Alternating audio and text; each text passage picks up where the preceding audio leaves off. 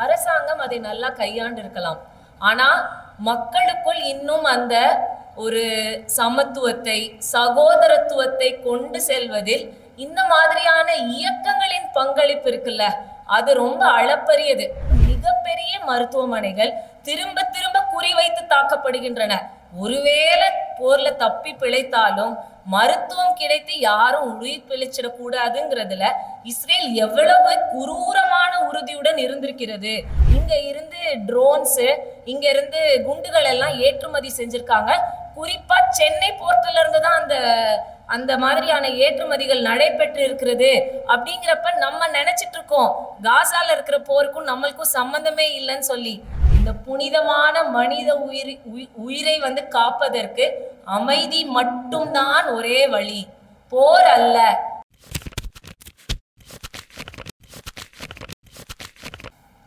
இந்திய தேசத்திலே மோடி அவர்கள் ஆட்சி பீடத்திற்கு வந்த பிறகு ஒரு நெருக்கடியான காலகட்டம் என்பது ஏற்பட்டது.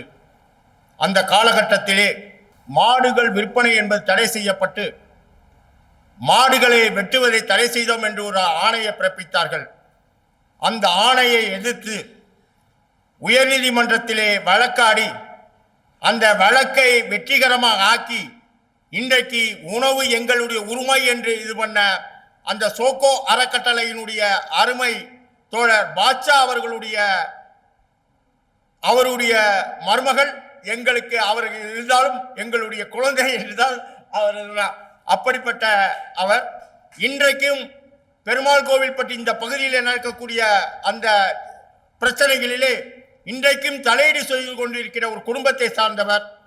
அது வழக்கு நீதிமன்றத்திலே வழக்காடினாலும் மக்கள் மன்றத்திலும் நாங்கள் வருகிறோம் என்று இன்றைக்கு முதல் முறையாக திண்டுக்கல்லில் அவர் படித்த அவருடைய பிறந்த மண் அருகே இருக்கக்கூடிய நிலக்கோட்டை தான் அவருக்கு சொந்த ஊர். அப்படிப்பட்ட இருந்தாலும் மதுரையிலே ஒரு பாரம்பரியமான குடும்பத்திலே திருமணம் செய்து இன்னைக்கு முதல் கூட்டமாக வந்திருக்கிறார். இன்னொரு தகவலும் நான் இங்கே பதிவிட வேண்டும், அவருக்கு தெரியாத தகவலே. அவருடைய திருமணத்தில் தான் அருமை தோழர் நல்லக்கண் அவர்களை சந்திக்கக்கூடிய வாய்ப்பை எனக்கு அருமை நண்பர் பால்பாஸ்கர் அவர்கள் மறைந்த பால்பாஸ்கர் அவர்கள் ஏற்படுத்தி கொடுத்தார். அவருடைய திருமணத்தில் நீதிபதி சந்துரு அவர்களையும் ஏற்படுத்தி கொடுத்தார். அந்த திருமணம் இன்றைக்கும் எங்களுடைய மனத்திலே இருந்து கொண்டிருக்கிறது. அப்படிப்பட்ட ஒரு நல்ல ஒரு குடும்பத்தை சேர்ந்த இளமையிலே இவ்வளவு பெரிய ஒரு வழக்காடுவதற்காக வந்திருக்கிறார். மக்கள் மன்றத்திலும் அவரை வருக வருக என்று வரவேற்று அவர் இந்த புத்தகத்தை பற்றிய ஆய்வு வைக்குமாறு கேட்டு. வணக்கம், அனைவருக்கும் வணக்கம். தமிழ்நாடு மக்கள் ஒற்றுமை மேடை திண்டுக்கல் முன்னெடுத்து நடத்தும் இந்த நூல் அறிமுக விழாவில் எனக்கு ஒரு நூல் மதிப்புரை கொடுப்பதற்கான ஒரு வாய்ப்பு.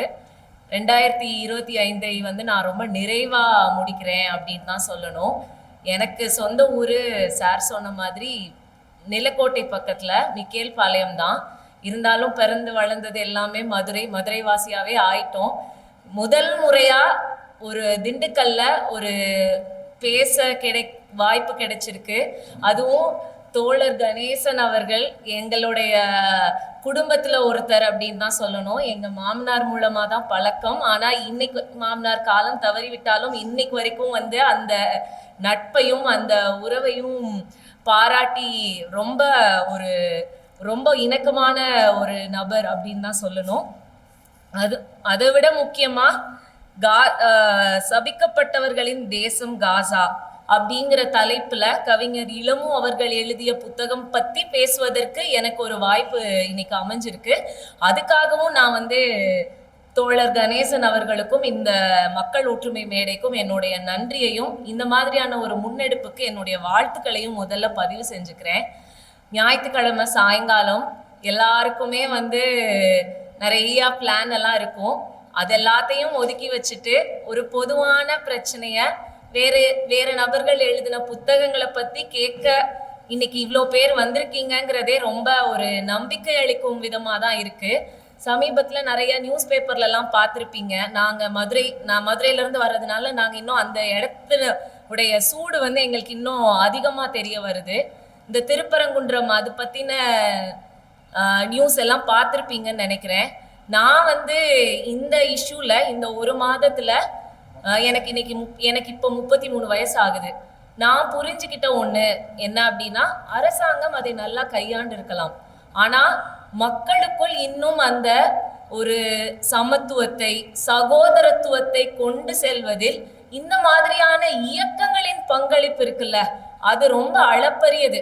அத என்னோட டைம்ல நான் சமகாலத்துல இந்த ஒரு மாதத்துல இந்த அண்ணன் வந்திருக்காரு ரகுநாத் சாரு, கிரீன் வாக்ல எல்லாம் அது மூலமா தான் ராபர்ட் அண்ணன் இன்ட்ரடியூஸ் பண்ணவங்க. இந்த கிரீன் வாக்கு, மதுரை மத நல்லிணக்க கூட்டமைப்பு, இந்த மாதிரி நிறைய இயக்கங்கள் இந்த முஸ்லிம் ஹிந்து கலவரமா மாறக்கூடிய ஒரு சூழலை சகோதரத்துவத்தை முன்னெடுத்து சென்ற பல இவர் நிறைய கண்டென்ட் எல்லாம் போட்டாரு ஆன்லைன்ல, நிறைய நியூஸ் பேப்பர்ல எழுதினாங்க, துண்டு பிரசுரங்கள் செஞ்சாங்க.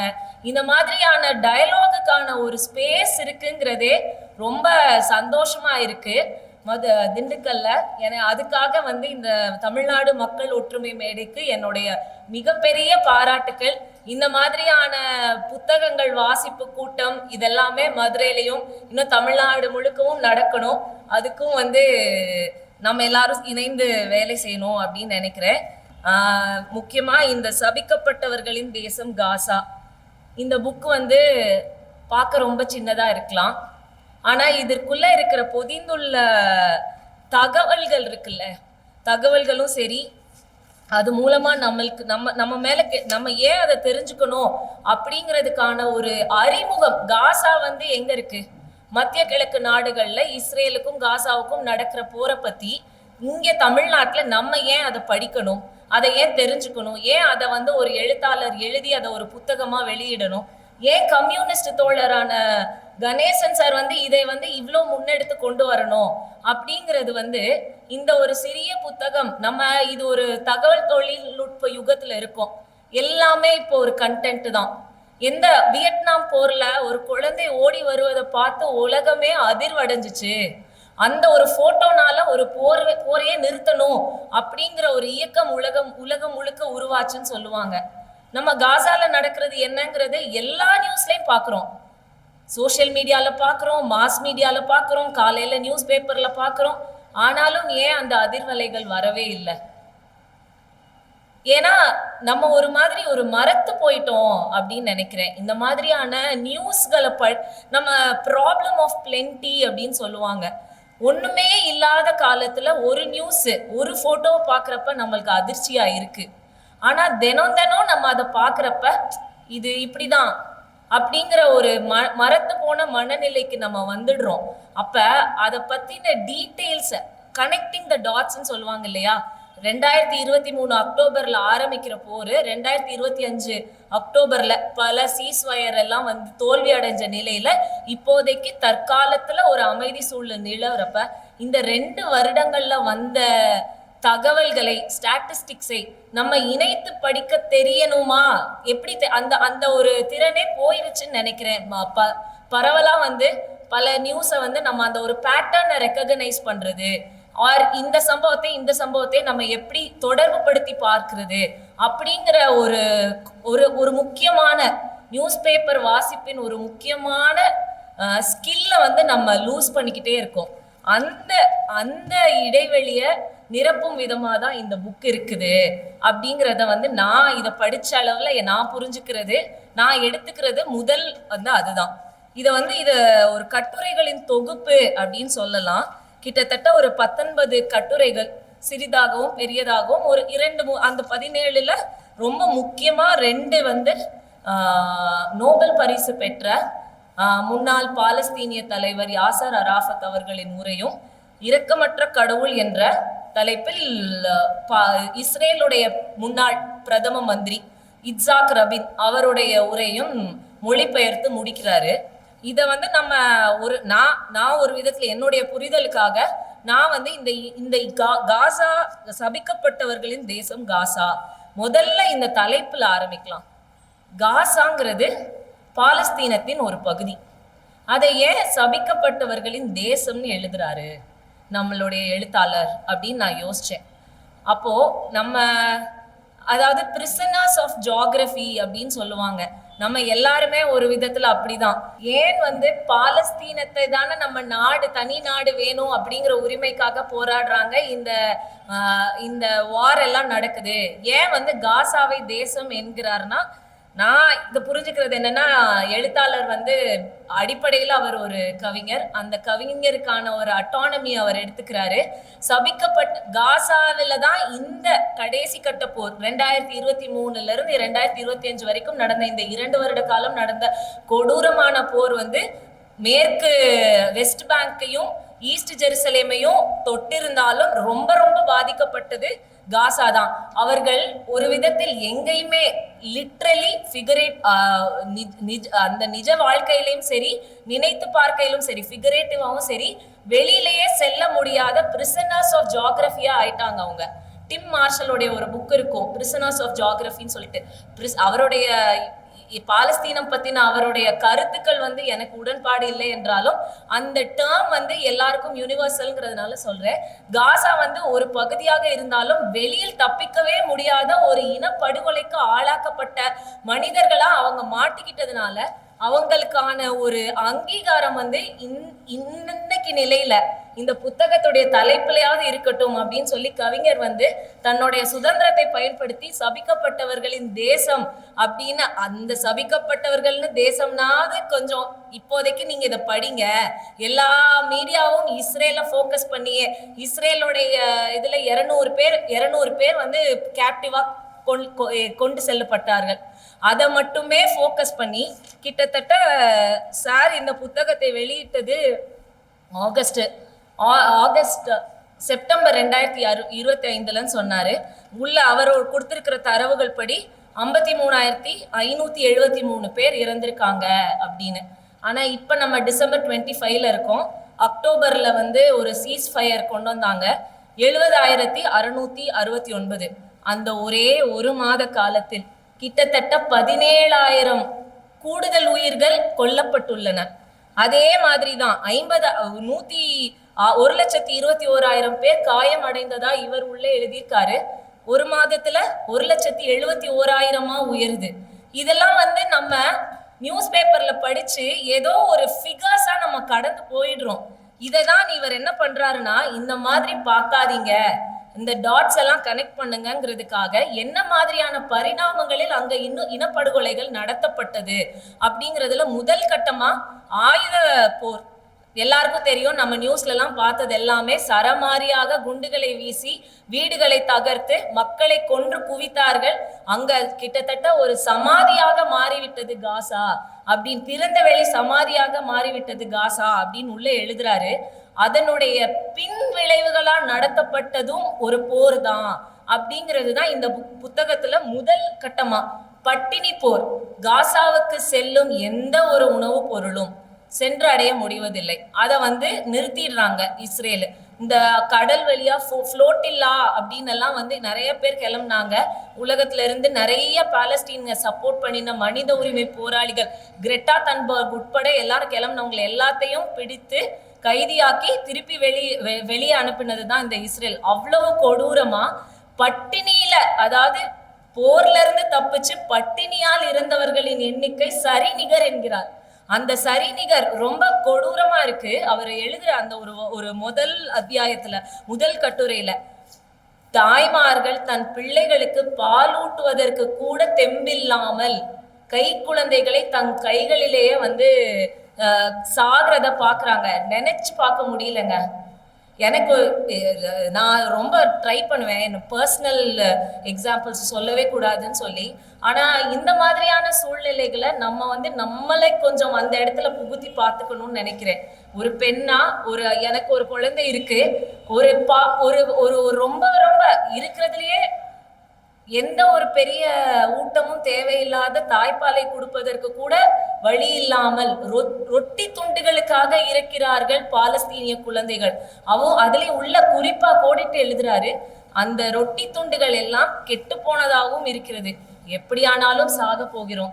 அதில் கெட்டு போன ஈ மொய்த்த வண்டுகள்லாம் மண்டின அந்த மாவினால் ஆன ரொட்டி துண்டுகளை சாப்பிட்டால் என்ன அப்படிங்கிற ஒரு கொடூரமான நிலைக்கு தள்ளப்படுகிறார்கள் அப்படின்னு சொல்றதுக்கு தான் இப்ப பாரதிய வந்து மேற்கோள் காட்டுறாரு அந்த ரொட்டி துண்டுகளுக்காக அப்படிங்கிற ஒரு கட்டுரையின் தலைப்புல, தனி ஒருவனுக்கு உணவு இல்லை எனில் ஜகத்தினை அழித்திடுவோம், சொல்ல துடிக்குதடா நெஞ்சம், வெறும் சோற்றுக்கா வந்தது இந்த பஞ்சம் அப்படின்னு சொல்லிட்டு நம்மளுக்கு இந்த காலகட்டத்துல இந்த கடந்த ஒரு வாரத்துல பாரதிய குறித்து நிறைய பேச்சுகள் வந்துட்டு இருக்கு. நம்மளுக்கு ஒருவேளை அதுல மாறுபட்டா கூட சில நேரங்கள் பசி, பட்டினி, அதனால் ஏற்படும் பலி, இது எல்லாமே வந்து நம்ம ஊர்ல நடந்தாலும் சரி, எங்க நடந்தாலும் சரி, அந்த உண்மையை யார் சொன்னாலும் சரி ஏற்றுக்கொள்ளும் பக்குவம் இருக்கு. அதுதான் வந்து இந்த புக்ல அவரும் வந்து அதனாலதான் அவரை மேற்கோள் காட்டுறாரு அப்படின்னே நினைக்கிறேன். மூன்றாவதா மருத்துவ போர் அல்லது சுகாதார போர். குறிப்பா காசால என்ன பண்றாங்க அப்படின்னு எழுதுறாருன்னா, குறிப்பா அல் ஷிஃபா மருத்துவமனை, அல் அக்ஸா மருத்துவமனை, எமிராட்டி மருத்துவமனை, கிட்டத்தட்ட காசாவில் இருக்கிற 3 மிகப்பெரிய மருத்துவமனைகள் திரும்ப திரும்ப குறிவைத்து தாக்கப்படுகின்றன. ஒருவேளை போர்ல தப்பி பிழைத்தாலும் மருத்துவம் கிடைத்து யாரும் உயிர் பிழைச்சிடக்கூடாதுங்கிறதுல இஸ்ரேல் எவ்வளவு குரூரமான உறுதியுடன் இருந்திருக்கிறது அப்படிங்கிறதுல 36 பெரும் மருத்துவமனைகள்ல 32 கம்ப்ளீட்டா காலி, 119 ஆரம்ப சுகாதார நிலையங்கள் முற்றிலும் சேதம் அடைந்து விட்டன. இதெல்லாத்தனுடைய தொடர்ச்சியா தான் என்ன ஆகுதுன்னா, பல நூற்றாண்டு பல வருடங்கள் கிட்டத்தட்ட போலியோவை ஒழிச்சிட்டோம் அப்படின்னு நினைக்கிறேன் உலக அளவுல. ஆனா உலக சுகாதார மையம் இங்க காசாவுல போலியோ மறுபடியும் வந்ததா அறிக்கை விட்டிருக்காங்க. அந்த அளவுக்கு அங்க இருக்கிற வீடுகள், டிரைனேஜ் சிஸ்டம் எல்லாமே சேதம் அடைஞ்சதுல திடக்கழிவுகள் மேலாண்மை எதுவுமே காலியாகி மறுபடியும் நம்ம ஒழித்து விட்டோம் என்ற நம்பிக்கொண்டிருக்கிற நோய்கள் தொற்று மறுபடியும் பரவுவதற்கான ஒரு சூழலை ஏற்படுத்தி எல்லா விதத்திலும் ஆயுதங்களை வீசி குழந்தைகளை கொன்று தாய்மார்களை பட்டினிக்குள்ளாக்கி குழந்தைகளை பட்டினிக்குள்ளாக்கி மருத்துவ வசதி அனைத்தையுமே வந்து தடை செய்து எல்லா விதத்திலும் ஒரு சித்திரவதை கூடங்களில் வாழ்வது போல அந்த காசா முழுக்க மக்கள் எல்லாமே அந்த ஹாலோகாஸ்ட் என்று சொல்லுவார்கள். இந்த யூதர்களுக்கு எதிராக நாஜி படைகள் நடத்தின லெபார்டரி மாதிரி நிறைய இங்கிலீஷ் படங்கள்ல, முக்கியமா இந்த ஷிண்ட்லர்ஸ் லிஸ்ட்லாம் ஒரு படம் இருக்கு. அதுலலாம் பார்த்தா வந்து எவ்வளோ கொடூரமா ஒரு மனுஷனால இன்னொரு மனுஷனுக்கு இவ்வளோ பண்ண முடியுமா? அப்ப அவங்களுடைய மனசுல எவ்வளோ கல் மாதிரி ஆகியிருந்திருக்கணும் அப்படின்னு அழுகை வர வைக்கக்கூடிய அளவுக்கு எந்த மாதிரியான மனித உரிமை மீறல்களுக்கு, என்ன மாதிரியான கொடூரங்களுக்கு யூதர்கள் ஆளானார்களோ, இன்று திருப்பி கொஞ்சம் பவர் கிடைச்ச உடனே USA மாதிரியான நாடுகள்ல நல்ல ஒரு லாபியிஸ்டுகளா யூதர்கள் இருக்கும் பொழுது அவர்களும் அதே கொடூரங்களை நிகழ்த்துபவர்களாக தான் மாத்தி இருக்கிறாங்க. ஹிஸ்டரி அவங்களுக்கு பாடத்தை புகட்டல, ஹிஸ்டரி வந்து அவங்களுக்கு வெறியை தான் கொடுத்திருக்கு, ரிவெஞ்ச் எடுக்கணுங்கிற வெறியை தான் கொடுத்திருக்கு. ஆனா ரிவெஞ்ச் எடுக்கிறது அவங்க நாசிகள் மேலேயோ ஹிட்லர் மேலேயோ எடுக்கல, அவங்க கையில கிடைச்ச பாவப்பட்ட மக்களான பாலஸ்தீனர்கள் மீது தான் அந்த வெறியை வந்து இதை ஒரு விதமான ஒரு எக்ஸ்ட்ரீம் பிஹேவியர் அப்படின்னு தான் சொல்லணும். ஏதாவது ஒரு விதத்துல தங்களுடைய வெறியை வந்து வெளிக்கொணர்த்தணும் அப்படிங்கிற ஒரு அதான் ஒரு தீவிரவாதம் தான், எக்ஸ்ட்ரீமிசம் தான் இது, வேற ஒன்றும் இல்லை.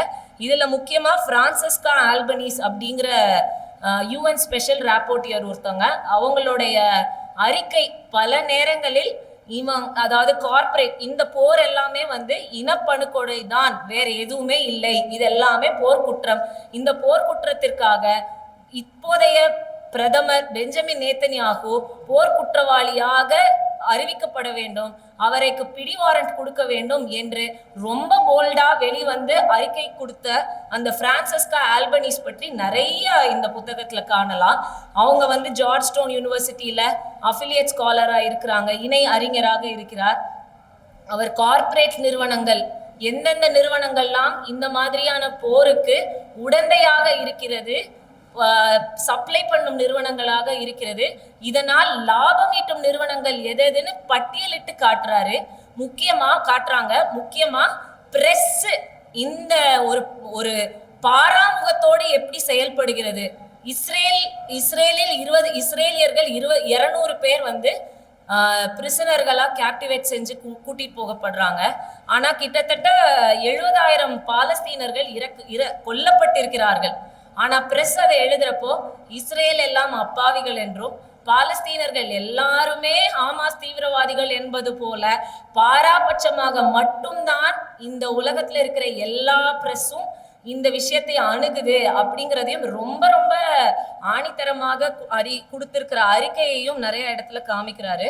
ரொம்ப முக்கியமா ஏன் நம்ம மூணாவதா ஒரு இது கேட்டேன், ஏன் முதல்ல எடுத்தோன்னே ஏன் இந்தியால திண்டுக்கல்ல ஏன் காசாவை பத்தின புக்கு வெளியே வரணும், அதை ஏன் நம்ம எல்லாம் வாசிக்கணும் அப்படிங்கிறப்போ சில விஷயங்கள் நம்ம உலகத்துல ஹிஸ்டரியை தெரிஞ்சுக்கிறதும் சரி, சமகாலத்தில் நடக்கும் இந்த மாதிரியான போர்களை தெரிஞ்சுக்கிறதும் சரி, முதல்ல இத மாதிரி நம்ம நுணுக்கமா நம்ம ஆராய்ந்து பார்க்கும் போதுதான் எந்த விதத்தில் நாமும் தெரியாமலேனும் உள்ள அதுல பங்களிச்சிருக்கோமா அப்படிங்கிற ஆய்வுக்கு நம்மளை உட்படுத்திக்க முடியும். ரெண்டாவது, அது நம்மளுக்கும் நேராமல் இருப்பதற்கு என்ன செய்யலாம் அப்படிங்கிற எத்தனிப்பும் அதனால்தான் வரும் என்று கருதுகிறேன். அதுலதான் முக்கியமா கார்ப்பரேட்டுகளின் லாப வெறியை பற்றின ஒரு கட்டுரையும் நம்ம துணை போகும் இந்திய ராணுவத்தை பத்தின ஒரு கட்டுரையும் ரொம்ப முக்கியமானதா நான் கருதுறேன். முக்கியமா 2 விஷயங்கள். இப்போ எல்லாமே ஆர்டிபிஷியல் இன்டெலிஜென்ஸ் இராவாயிடுச்சு. எல்லாருமே ஆர்டிபிஷியல் இன்டெலிஜென்ஸை வெவ்வேறு காரணங்களுக்காக பயன்படுத்துறோம். அது ஒரு முக்கியமான ஒரு தொழில்நுட்ப வளர்ச்சி தான். இனிமேல் அதை நம்ம எப்படி அதை எதிர்கொள்வது என்று தெரியாமல் நம்மளால இனிமே பொதுவா வாழ்க்கையை நடத்த முடியாது என்பதுதான் என்னுடைய கருத்து. இதுல இங்க முக்கியமா நாங்க லாயர்ஸ் நிறைய யூஸ் பண்றோம். நான் இப்ப சமீபத்துல ஒரு நபர் பத்தி படிச்சேன். அவர் மெடிக்கல் சயின்ஸ்ல ஆர்டிபிஷியல் இன்டெலிஜென்ஸை யூஸ் பண்ற டெக்னாலஜி ரிலேட்டடா வேலை பார்த்துட்டு இருக்கிறதா போட்டாரு. அதே ஆர்டிபிஷியல் செயற்கை நுண்ணறிவு இந்த போர்க்களத்திலும் பயன்படுத்தப்பட்டிருக்கிறது. அந்த ஆர்டிபிஷியல் இன்டெலிஜென்ஸை டெவலப் பண்ணி கொடுத்ததுல இந்தியாவுக்கும் பெரும் பங்கு இருக்கிறது அப்படிங்கிறது தான் ரொம்ப அதிர்ச்சியான தகவலா இருக்கு. நம்ம அதை ஒரு நியூஸா கடந்துகிட்டே போறப்ப இந்த அளவுக்கு ஒரு இம்பாக்டா இருக்குமான்னு தெரியல.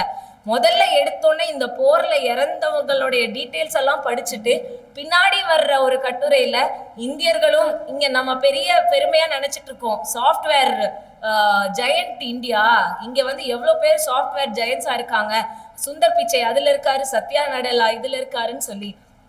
ஆனா என்ன மாதிரியான நம்மளுக்கு கிடைத்திருக்கும் இந்த அறிவி எந்த மாதிரியான அழிவு செயல்களுக்கும் இந்தியா பயன்படுத்தி இருக்கிறது அப்படிங்கிறது நம்ம எல்லாருமே ரொம்ப கூர்ந்து கவனிச்சு இதுக்கு ஒரு எதிர்வினை ஆற்றணும் அப்படின்னா கூட முதல்ல அது தெரியணுமே. அதற்கான ஒரு அறிமுகம் இந்த இதுல இருக்கு. ரொம்ப ரொம்ப முக்கியமா 2வது விஷயம், இந்தியா வெப்பன் சப்ளையும் பண்ணிருக்கு அப்படிங்கிறத அது முக்கியமா 3 நிறுவனங்களை காமிக்கிறாரு. Munitions India limited, premier exports Telangana அப்படிங்கிற ஒரு கம்பெனியும், அதானி டிஃபென்ஸ் அண்ட் ஏரோஸ்பேஸ் என்ற கம்பெனியும் நிறைய நேரங்கள்ல 2க்கும் மேற்பட்ட தருணங்கள்ல இங்க இருந்து ட்ரோன்ஸ், இங்க இருந்து குண்டுகள் எல்லாம் ஏற்றுமதி செஞ்சிருக்காங்க. குறிப்பா சென்னை போர்ட்ல இருந்து தான் அந்த மாதிரியான ஏற்றுமதிகள் நடைபெற்று இருக்கிறது. அப்படிங்கிறப்ப நம்ம நினைச்சிட்டு இருக்கோம் காசால இருக்கிற போருக்கும் நம்மளுக்கும் சம்பந்தமே இல்லைன்னு சொல்லி. கிடையாது. இந்த இடத்துலதான் உண்மையா நான் கம்யூனிஸ்ட் கட்சியை பாராட்டணும். அந்த சென்னை போர்ட்ல இருந்து ஏற்றுமதி நடக்கும் சமயத்துல மாணவர்கள் இயக்கம் தான் அதை போய் அந்த இடத்துல நின்று அவங்க போராட்டம் செஞ்சதுனாலதான் இந்த விஷயமே வெளியில வந்திருக்கு. அப்ப என்ன மாதிரியான மேக் இன் இந்தியா அப்படிங்கிற லோகோ இருந்ததா எழுதுறாரு. மேக் இன் இந்தியாங்கிறது ஏதோ நம்மளுடைய சுயசார்பு ஆத்ம நிர்பார்னு நினைச்சு நம்ம பெருமைப்பட்டுட்டு இருக்கோம். அப்படி கிடையாது. நம்ம எந்த விஷயத்த நினைச்சு பெருமைப்படுறோமோ அது இன்னொரு இடத்துல இன்னொருத்தங்களை அழிச்சிட்டு இருக்கு அப்படிங்கிற ஒரு புரிதல் இருந்தாதான் எல்லாத்தையுமே நம்ம நாளைக்கு கேள்விக்குள்ளாக்கணும் அப்படிங்கிற ஒரு முனைப்பு நம்மளுக்குள்ள இருக்கும் அப்படின்னு நினைக்கிறேன். உண்மையா இந்த மாதிரியான தகவல்கள்லாம் நம்மளால தனியாலாம் நம்ம படிச்சா கட்டாயமா நம்மளுக்கு இருக்கிற வேலை பலு, குடும்பம் சார்ந்த பொறுப்புகள்ல இவ்வளோ தூரம் ஒரு பேட்டர்னை ரெக்கக்னைஸ் பண்ற அளவுக்கு நம்ம இன்னொரு நாட்டுடைய விவகாரத்தை கவனம் செலுத்த மாட்டோம் என்பதுதான் உண்மை. அது அத நம்மளுக்குள்ள இருக்கிற மனிதம் கொஞ்சம் கொஞ்சமா குறைஞ்சிருச்சுன்னு சொல்றதா, இல்ல நம்மளை எப்பயுமே பிஸியா வச்சிருக்கிற இந்த ஒரு கன்சியூமரிஸ்ட் லைஃப் ஸ்டைல் தான் இதோடைய காரணம் அப்படின்னு சொல்லுவேன். மூணாவதா முடிச்சுக்கிறேன் நான். மூணாவது அங்கம் இதுல ஆஸ்லோ ஒப்பந்தம், அப்புறம் அதற்காக நோபல் பரிசு பெற்ற யாசர் அராஃபத் மற்றும் இட்சாக் ரபின் அவர்களின் உரை. ஆஸ்லோ ஒப்பந்தம் 1993-95 2 ஒப்பந்தங்கள் நடைபெறுது. பாலஸ்டீனியன் லிபரேஷன்ஸ் ஆர்மி அப்படின்னு என்ற ஒரு இயக்கம் உருவாக்கப்பட்ட அதன் தலைவராக இருந்த யாசர் அராஃபத் இருந்தார். அவர் பில் கிளின்டன் தலைமையில் அவர், அப்புறம் இஸ்ரேலுடைய முன்னாள் பிரதமர் இட்சாக் ரபின், இவங்களுக்குள்ள ஏற்பட்ட முதல் ஒப்பந்தம் 1993 இடைக்கால சுய ஆட்சி உரிமையை ரெக்கக்னைஸ் பண்ணி பாலஸ்டீனியன் அத்தாரிட்டி என்ற ஒரு இடைக்கால ஆட்சி முறை உருவாக்கப்பட்டு வெஸ்ட் பேங்கிலும், அதாவது மேற்கு கரையிலும் காசாவிலும் பாலஸ்டீனியன் அத்தாரிட்டி அவங்க கவர்னன்ஸா அவங்க பார்த்துக்கலாம் அப்படின்னு கொடுக்குறாங்க. அது ஃபெயிலியர் ஆகுது. திருப்பி மறுபடியும் யூஎஸ் உடைய ஒரு முனைப்புல 1995 மறுபடியும் ஆஸ்லோ அக்கார்டு 2 என்ற ஒப்பந்தம் நடக்கிறது. இஸ்ரேல் அதோடைய போர் படைகளை கொஞ்சம் கொஞ்சமாக திரும்பி பெறுதல், அதுக்கப்புறம் ஆட்சி அதிகாரத்தை அந்த 3 இடங்கள் இருக்கு இல்லையா, ஈஸ்ட் எருசலேம், காசா, அப்புறம் மேற்கு கரை, இந்த 3 பகுதிகளிலையும் இஸ்ரேல் ஆட்சியை இந்த பாலஸ்டீனியன் அத்தாரிட்டிக்கு ஒப்படைக்க வேண்டும் அப்படிங்கிறது தான் இந்த ஒப்பந்தம். இந்த ஒப்பந்தத்தை ஏன் இது நம்ம ரொம்ப முக்கியமா நான் இது இவ்வளோ டீட்டெயில்டா நான் சொல்றேன் அப்படின்னா, இந்த ஒப்பந்தத்தில் கையெழுத்திட்டதற்காக அன்றைய பிரதமர், இஸ்ரேலிய பிரதமர் இட்சாக் ரபீன் அதே 1995ஆம் ஆண்டு இதுக்காக ஒரு பேரணி நடத்துறாங்க டெல் அவீவ் நகர்ல. இந்த ஆஸ்லோ ஒப்பந்தத்தை நம்ம எல்லாரும் ஏத்துக்கணும், அமைதி நிலவணும் அப்படின்னு நடந்த பேரணியில ஒரு சட்ட மாணவரும் வலதுசாரி தீவிரவாதியுமான ஈகல் அமீர் அப்படிங்கிற ஒரு நபரால் 3 முறை சுடப்பட்டு அன்றே இறந்து போகிறார். இந்த மாதிரியான ஒரு அமைதி வேண்டும், 2 இனக்குழுக்களுக்குள் அமைதி வேண்டும் என்று பேரணி நடத்தி, நமது நாட்டில் பேரணி நடத்தி இறந்து போன மகாத்மா காந்தியை கொன்றவரும் ஒரு வலதுசாரி தீவிரவாதி தான். அதனால காசாவில நடக்கிறது இந்தியால நடக்கலாம், இந்தியால நடந்தது காசாவில 1995 நடந்தது, இனியும் நடக்கலாம். அதை தடுப்பதற்காக வேணும் உலக நாடுகளில் இடதுசாரிகள் எல்லாரும் வலதுசாரி பயங்கரவாதத்துடைய பேட்டர்ன் என்னங்கிறத தெரிஞ்சுக்க வேண்டியது மிக மிக மிக முக்கியமான ஒன்று. அப்பதான் நாமே நமக்குள்ள இருக்கிற அமைதியா முதல்ல நம்ம காத்துக்க முடியும். நம்ம காத்துக்கிட்டாதான் அடுத்து பிற நாடுகளுக்கும் நம்ம உதவி கொடுக்க முடியும் அப்படிங்கிறது ஒண்ணு. யாசர் அராஃபத் உரையிலையும் இட்சாக் ரபீன் உரையிலையும் ஒரு விஷயங்களை கோடிட்டு காமிச்சு நான் என்னுடைய உரையை முடிச்சுக்கிறேன். யாசர் அராஃபத் தன்னுடைய உரையை ரொம்ப அமைதி ஏன் வேண்டும் அப்படிங்கிற மாதிரி, அதே மாதிரி தாயகத்தை திரும்ப இந்த 1994 இவங்க 2 பேருக்கும் நோபல் பரிசு வழங்கப்படுகிறது. அது ஒரு வெற்றி இல்லை, அவரே அதை ஒத்துக்கிறாரு. இன்னும் பீஸ் அமைதிங்கிறது இன்னும் அடையப்படவில்லை. ஆனால் இரு தலைவர்களுக்கும் இந்த நோபல் பரிசை வழங்குவதன் மூலம் இந்த நோபல் கமிட்டி பீஸுக்கான முன்னெடுப்பை கொண்டு செல்கிறது அப்படிங்கிறத ஹைலைட் பண்ணி அவர் ஒண்ணு சொல்றாரு. உடம்பின் அங்கத்தினை போல வீட்டின் சாவியை தங்களோடு சுமந்து சென்ற எனது உடன்பிறப்புகளுக்கும், தங்களின் பெயரை போல போரின் காயங்களை தாங்கி செல்லும் பாலஸ்தீனியர்களுக்கும் வீட்டிற்கு திரும்பி வரும் பாக்கியத்தையும் சுதந்திரத்தையும் தர வேண்டும் என்பதுதான் என்னுடைய ஒரே விருப்பம் அப்படிங்கிறாரு. நம்ம இலங்கையில இருந்து எல்லாரும் இனப்படுகொலை நடந்தப்ப நம்ம நிறைய சினிமால எல்லாம் பார்த்தோம். ஆனா நம்ம இங்க சேஃபா இருக்கோம். ஆனா இன்னைக்கு நம்ம வீட்டுல இருந்து நம்மளே போறது வேற. ஒருத்தங்க நம்மளை விரட்டி அடிச்சா அதோடைய வலி எந்த நாட்டுக்கு போனாலும் வீட்டு சாவியை கொண்டு சென்றவர்கள் அப்படிங்கிற அந்த ஒரு வலியை கடத்தும் உரையை, இந்த மாதிரி உரையெல்லாம் படித்ததற்கு அப்புறமும் எப்படி இஸ்ரேலியர்களால் கொஞ்சம் கூட இங்கிட்டு அங்கிட்டு நகராம இந்த முழு தீவிரத்தோட இந்த போரை நடத்த முடிகிறது. அப்ப எவ்வளோ ஒரு மரத்து போன மனிதர்களாக அவர்கள் ஆகிவிட்டனர் அப்படிங்கிற ஒரு பயம்தான் வருது. அதே போல இட்சாக் ரபீன் அவருடைய உரை ரொம்ப ரொம்ப முக்கியம்.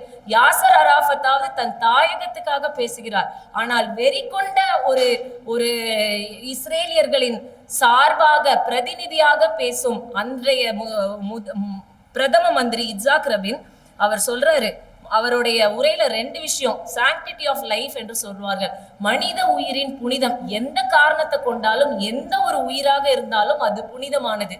அதை பாதுகாக்க வேண்டிய கடமை நம் எல்லாருக்கும் இருக்கிறது அப்படின்னு சொல்றாரு.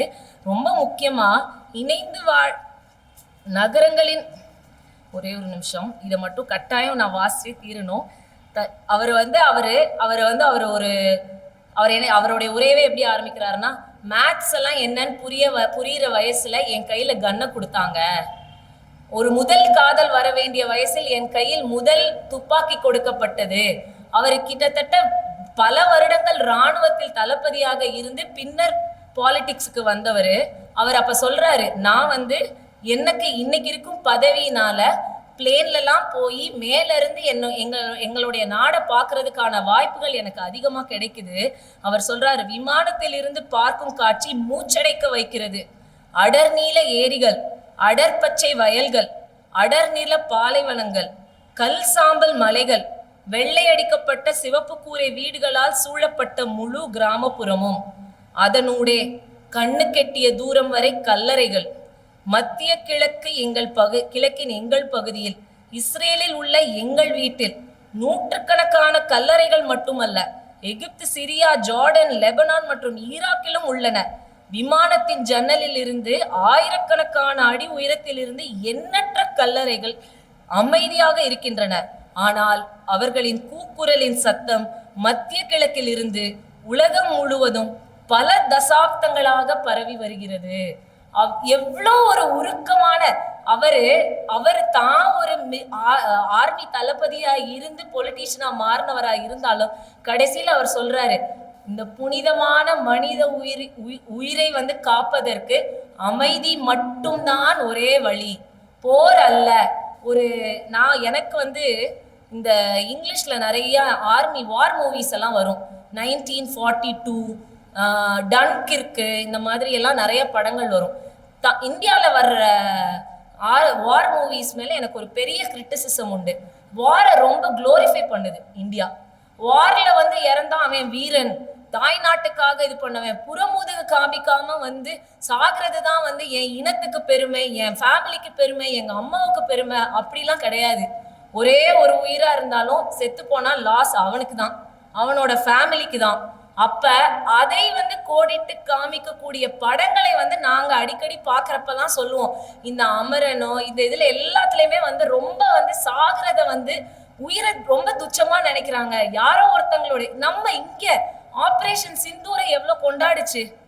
நம்ம மக்களுடைய மனநிலையை இந்த மாதிரியான வெகுஜன ஊடகங்கள் எப்படியெல்லாம் சேனலைஸ் பண்ணி கொண்டு போகுது. அந்த மாதிரி எல்லாம் இல்லாம ஒரு நாட்டினுடைய பிரதமர் இல்ல, நானே சொல்றேன், நிறைய நாள் இந்த மாதிரி தாக்குதலுக்கான ஆணையை கொடுத்ததுக்கு அப்புறம், என் சோல்ஜர்ஸ் எல்லாம் கிளம்பி போனதுக்கு அப்புறம், என் உயர் அதிகாரிகள் எழுந்து சென்ற பின்னர் ஒரு அமைதி இருக்கும். அந்த ஓரிரு நிமிட அமைதியில் நான் நினைப்பதெல்லாம், என்னுடைய ஆணையினால் இன்னைக்கு எத்தனை உயிர்கள் போக போகின்றன, இன்னைக்கு எத்தனை பேர் தன்னுடைய கனவுகளை இழக்க போகிறார்கள், எத்தனை தாய்மார்கள் தன் பிள்ளைகளின் உடலின் எச்சங்களை தேடி அலைய போகிறார்கள் அப்படிங்கிற வருத்தம் எனக்கு என்னைக்குமே இருக்கும். அதனால் சொல்கிறேன், இந்த மனித உயிரின் புனிதத்தை காப்பதற்கு அமைதி மட்டும்தான் தீர்வாகும், போர் அல்ல அப்படின்னு முடிக்கிறாரு. அப்படி பேசிய எண்ணிய ஒரு மாமனிதரை அதே ஆண்டு அவர் நாட்டை சேர்ந்த ஒருவரே கொள்கிறார். இது உலகளாவிய ஒன்றுதாங்க. அதனாலதான் கம்யூனிசமும் உலகளாவிய எல்லா இடத்துலயும் தேவை. அது ஆட்சியில இருக்கிறது எந்த ஒரு கட்சியாகவும் இருக்கலாம், எந்த ஒரு அரசாங்கமும் இருக்கலாம். ஆனால் கம்யூனிச சிந்தனை இருந்தால் மட்டுமே அவங்களால மக்களுக்கு ஒரு நல்லதை கொண்டு போக முடியும், அமைதியை நிலவ முடியும். அப்படிங்கிறதுக்கு இதை விட வேற சிறந்த எடுத்துக்காட்டு வேற எதுவுமே இருக்காது. அந்த யாசர் அராஃபத் தன்னுடைய உரையில எருசலேமை பத்தி சொல்றப்ப ஒன்னே ஒண்ணு சொல்லுவார், அது நகரங்களின் நகரங்களாக பாலஸ்தீனர்களுக்கு இருக்கலாம், ஆனால் யூதர்கள், முஸ்லிம்கள், கிறிஸ்தவர்கள் எல்லாருக்குமே அது ஒரு புனிதமான நகரமாக இருக்கிறது.